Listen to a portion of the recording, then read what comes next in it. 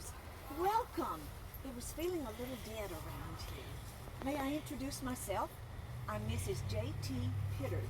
When I married, I, and along with the other women that lived in my day, lost our identity in formal references.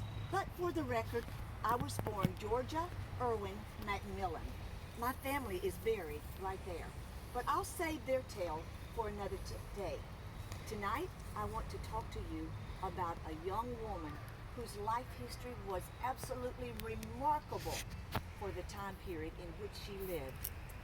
Oh yes, I grew up roaming the streets of Clarkesville back when chickens and children were free range. Oh, by the way, did you see the building that's up on the square that's stamped 1907? It's a bank building. It's there on the square at the corner.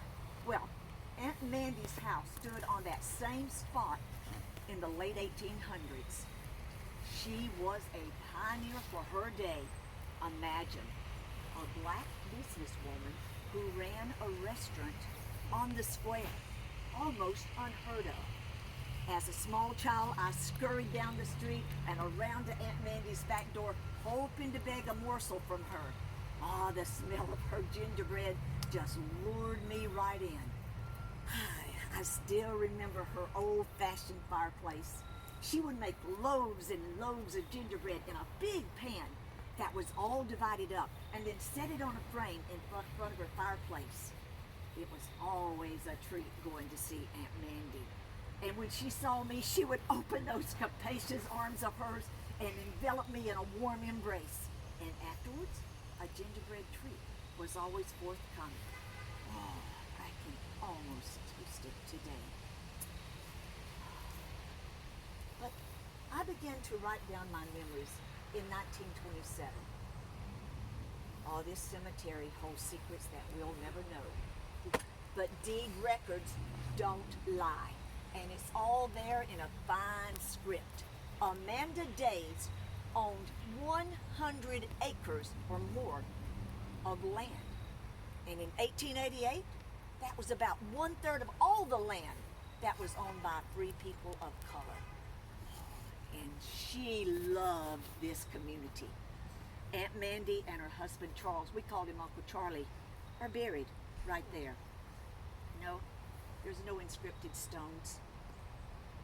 Unmarked graves were customary for the black community. After all, it was post-Civil War in Northeast Georgia.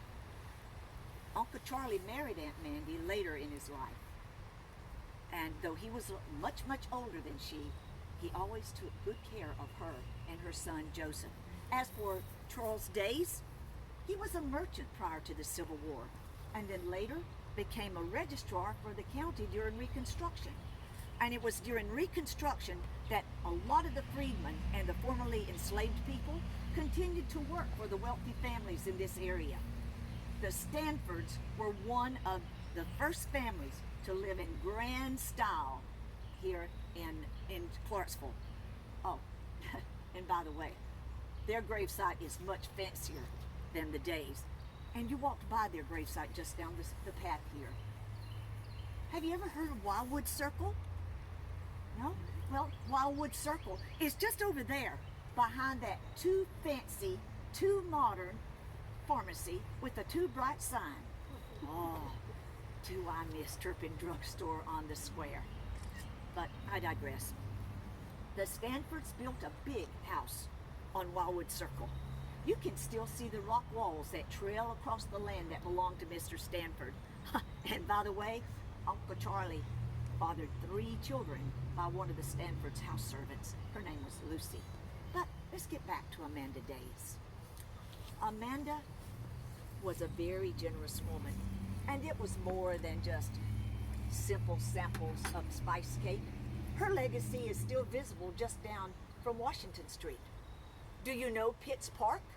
Yes? The Days Chapel sits right next to the park. This is the final artifact for the African American community in Clarksville. That small structure served as a worship place for the AME Church for many years. And if you've seen the chapel, you know it's withstood the test of time. And that's due to a lot of caretakers over the years. as far as the caretaking is concerned, did you know that the very good people of the First United Methodist Church in Clarkesville maintained and oversaw a lot of the repairs that were done to this chapel? But several years ago, the chapel was actually purchased and renovated with the hope that it would become a community gathering place. Unfortunately, the owner recently died, and the chapel has changed hands. Its future is uncertain now. Who knows what's going to happen to it? But we sure hope that we can keep it intact to continue to honor the legacy of Amanda Days, this woman who loved her community so much.